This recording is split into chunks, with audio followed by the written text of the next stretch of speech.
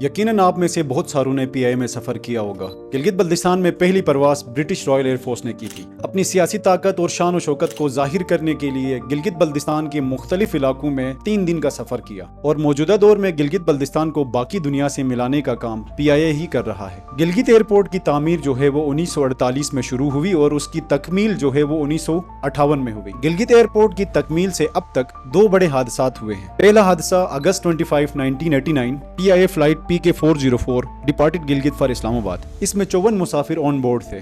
Take off के चंद लम्हे बाद अमले ने अपना आखिरी रेडियो पैगाम दिया, जिसके बाद तैयारा मंजर से गायब हो गया और आज के दिन तक इस तैयारे का कोई अता पता नहीं और न ही इनके बाकियात का कोई सबूत है। और दूसरा बड़ा हादसा, इस्लामाबाद से एक मामूल की परवास गिलगित एयरपोर्ट लैंड कर रही थी। तैयारा रनवे से फिसल गया और उसकी लैंडिंग गियर अलग हो गई। इस तैयारे में 53 मुसाफिर सवार थे। वो सारे मुसाफिर मौजूदाना तौर पर बच गए, लेकिन तैयारा मुकम्मल तौर पर तबाह हो गया था। अगर हम ATR तैयारों की बात करें तो दे आर एक्सपायर्ड और उनके जो मॉडल्स हैं वो बहुत ही पुराने हैं। गिलगित एयरपोर्ट से इस्लामाबाद डिस्टेंस और किराए की बात करें तो डिस्टेंस जो है वो हमारे पास 277 किलोमीटर है और किराया 25,000 से लेकर 30,000 के दरमियान है।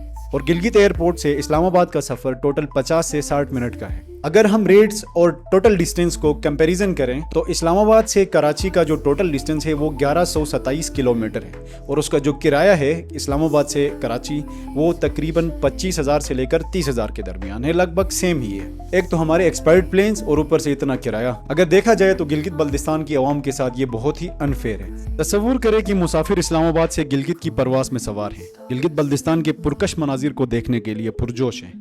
वो वहां पहुंच जाते हैं और इनको पता चलता है कि उनका सारा सामान इस्लामाबाद में ही रह गया है।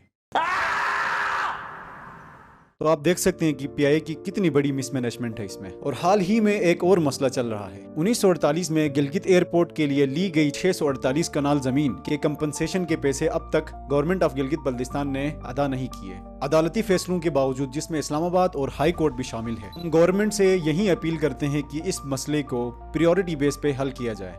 जैसे जैसे सियाहत का मौसम शुरू हो जाता है और वैसे ही PIA के शेड्यूल्स और मैनेजमेंट में खामियां भी उरूज पर होती हैं। लाखों की तादाद में international tourist Gilgit Baltistan visit करते हैं। अगर देखा जाए तो सियाहत गिलगित बल्तिस्तान का बैकबोन है और अगर यही हालत PIA की गिलगित में रही तो आने वाले वक्त में बहुत बड़े चैलेंजेस का सामना करना होगा। तो नाजरीन, आप गिलगित में जो PIA के मसाइल है इसके बारे में क्या सोचते हैं? क्या आपने दौरान सफर इन मसाइल का सामना किया है? अपनी राय कमेंट्स में जरूर बताइएगा।